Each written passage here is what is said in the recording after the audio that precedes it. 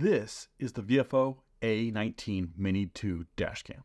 And in this video, I'm going to give you everything you need to know about this dash cam. In this video, we're going to be taking a hands-on look at the Viofo A119 Mini 2 dash cam. We will be looking at the price of this dash cam and its accessories, show you what you get in the box, talk about the features and specs. We'll give you a quick installation walkthrough and show you some sample footage during the daytime and nighttime.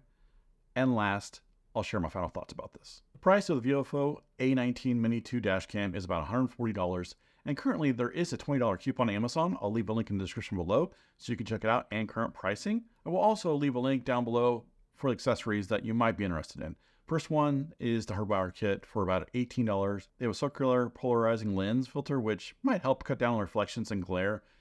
It's about 15 bucks, and I'll leave a link for a few SD cards for storage that I recommend. In the box, you get the dash cam itself. It connects to the GPS module, as you can see here. The dash cam and GPS module both have USB-C ports. You will only need to power the GPS module as it sends power through the mount to the dash cam. The dash cam has a couple of buttons on the front of it.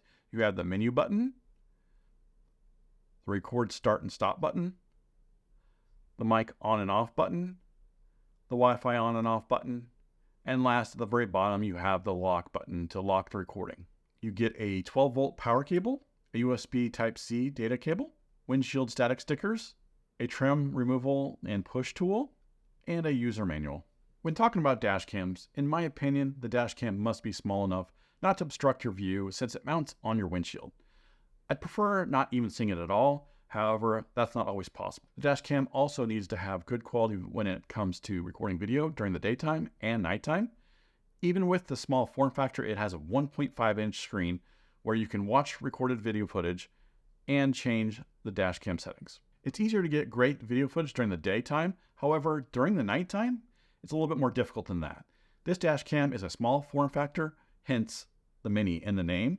It comes with Sony Starvis 2 image sensor and Super Night Vision 2.0. Those combined allow for excellent night vision performance and HDR to balance the extremely bright and dark areas. This is a 2K camera with a resolution of 2592 by 1944p at 30 frames per second or 2560 by 1440p at 60 frames per second.